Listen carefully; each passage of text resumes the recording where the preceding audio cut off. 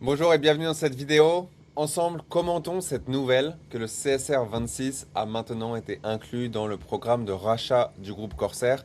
C'est une annonce majeure qui donne beaucoup de valeur à l'actif du crédit plastique CSR 26 et il est vraiment important que chacune des personnes qui font partie du projet aujourd'hui ou qui considèrent en faire partie comprennent quelle est la proposition de valeur du CSR 26 et comment celle-ci a été impactée par ce programme de rachat. Alors ensemble dans cette vidéo, je vais m'efforcer de faire de la manière la plus concise et claire possible, en juste 3 slides. Qu'est-ce que ça veut dire pour le crédit plastique CSR 26, pour Corsair et pour nous? CSR 26 inclus dans le programme de rachat du groupe Corsair. Rentrons donc dans les détails, les explications. Alors premièrement, qu'est-ce que c'est que ce programme de rachat? En anglais on dit buyback, ça va plus vite. C'est une garantie de demande pour les crédits plastiques de Corsair. Alors comment ça marche exactement? Premièrement, de quoi s'agit-il? Il s'agit du groupe Corsair qui va racheter ses propres crédits plastiques sur les marchés en libre-échange. Là où aujourd'hui s'achètent et se vendent les crédits plastiques du groupe Corsair. Il faut se rappeler que la seule manière aujourd'hui d'obtenir des nouveaux crédits plastiques, ça va être de les commander par le réseau Corsair Connect en avance. L'entreprise Corsair va prendre un certain nombre de mois pour collecter et recycler ces déchets plastiques et le donneur d'ordre va recevoir le crédit plastique. À la suite de quoi, il va pouvoir être mis à disposition sur les échanges publics. Aujourd'hui, tous les crédits plastiques qui existent sur les échanges publics, donc le marché public, ont été un jour commandés par quelqu'un du réseau qui a attendu que ce travail soit fait par Corsair. Le programme de rachat, ça veut dire que Corsair va aller racheter sur le marché public ses propres crédits plastiques. On va voir pourquoi. Maintenant, comment financer cela? D'où vient l'argent? L'argent va venir de, premièrement, 10% des ventes d'huile de pyrolyse des usines de Corsair. Et ça va être un capital majeur lorsque le groupe Corsair continue de grandir avec un certain nombre d'usines. On va voir ça ensuite dans la prochaine slide.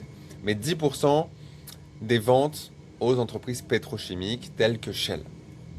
Deuxièmement, 10% de Corsair Capital est alloué au rachat des crédits plastiques. Corsair Capital, c'est l'opportunité qui permet d'acheter des parts dans le groupe Corsair et c'est une opportunité qui est réglementée financièrement en Europe.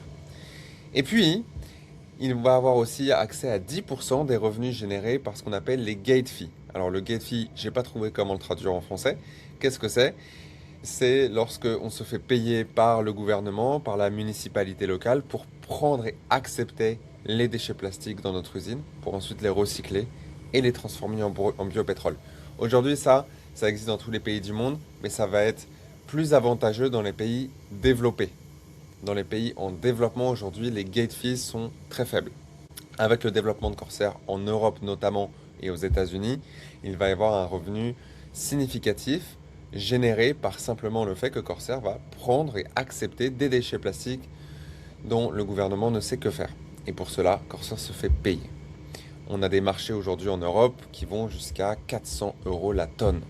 Donc Corsair va se faire payer 400 € par tonne juste pour prendre les déchets plastiques, puis ensuite les transformer en huile de pyrolyse. Donc voilà le financement. Donc pour faire un abus de langage, on va dire 10% du revenu de Corsair Group. Alors ça, c'est un mécanisme qui est gagnant-gagnant pour Corsair et pour les clients des crédits plastiques. Comprenons bien pourquoi. Alors la raison principale pour laquelle le groupe Corsair va vouloir racheter ses propres crédits plastiques, c'est parce que le groupe Corsair croit en la valeur future de ces crédits plastiques. Donc c'est un investissement dans leurs propres actifs. Ce qui va se passer, c'est qu'avec le rachat régulier du groupe Corsair, ils vont maintenant avoir dans la liste des actifs de l'entreprise ces crédits plastiques, au même titre que du cash dans les comptes bancaires et que des machines dans les usines. Donc, plus le groupe Corsair rachète des crédits plastiques, avec une valeur qui va augmenter dans le temps, plus la valorisation du groupe Corsair augmente.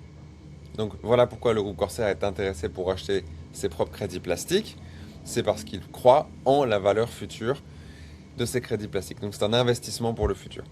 Au passage, ça nous confirme aussi que le groupe Corsair croit en le futur de son propre projet de crédit plastique.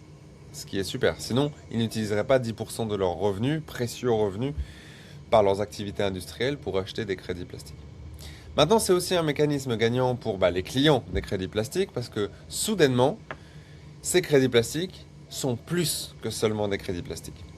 Un crédit plastique, ça va être utilisé par une entreprise pour compenser sa pollution. Mais maintenant, c'est aussi un actif qui est connecté au développement industriel du groupe Corsair. Un peu comme une action, mais de manière indirecte. C'est un actif qui est lié à la croissance du groupe Corsair.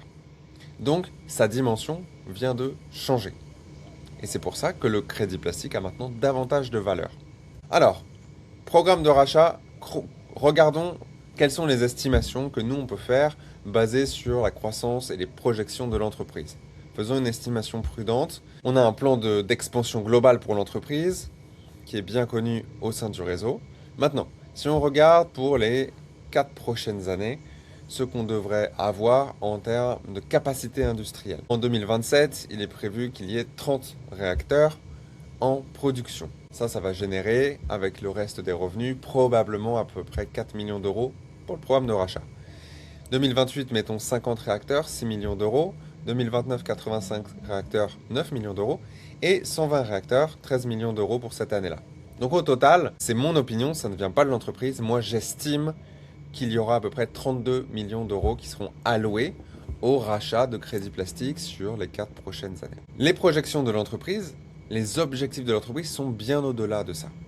À peu près le double de ça. Mais je préfère avoir des estimations plus prudentes. Donc voilà, ça c'est moi. J'estime, d'après la croissance du groupe Corsair et des chiffres que je connais, à peu près 32 millions d'euros qui seront alloués au programme de rachat d'ici à 2030. Maintenant, on pourrait se demander, oui, mais qu'est-ce que ça représente en termes d'impact, ça, 32 millions d'euros? Eh bien, quand on regarde l'impact du rachat qui a déjà été effectué par le passé, on voit que c'est un facteur de valeur massif pour les crédits plastiques. Donc, on a 32 millions qui vont être alloués d'ici à 2030. Maintenant, regardons ce qui s'est passé la dernière fois qu'il y a eu un buyback. On a vu que c'était en août 2025. L'entreprise a annoncé publiquement, voilà, on a fait un rachat de 100 000 $. Qu'est-ce qui s'est passé pour les 2 crédits plastiques en existence à cette époque-là? Le prix a doublé instantanément. Alors, qu'est-ce que ça nous dit, ça? Pour que seulement 100 000 $ fassent doubler le prix sur le marché. Ça nous dit que les marchés de crédit plastique sont encore émergents. Ils sont petits en volume, ils sont sensibles aux variations de la demande et de l'offre, aux achats et aux ventes. Et c'est pour ça que 32 millions dans un programme de rachat, c'est un facteur majeur de prise de valeur. Il suffit de regarder, si avec 100 000 en mi-2025, ça fait doubler le prix, on peut imaginer ce que 32 millions vont faire sur le cours. Donc c'est vraiment ça le message principal que je veux donner aujourd'hui à tout un chacun, c'est l'histoire ne fait que commencer, le marché est tout petit et il va recevoir plusieurs dizaines de millions d'euros dans les 4-5 prochaines années. Et c'est pour ça que le CSR 2026 est vraiment un actif très intéressant, très prometteur pour les pionniers qui rejoignent le projet Corsair aujourd'hui, lorsque l'histoire ne fait que commencer. Je vous laisse contacter votre partenaire Corsair Connect si vous avez d'autres questions et bien sûr pour passer à l'action. Merci beaucoup.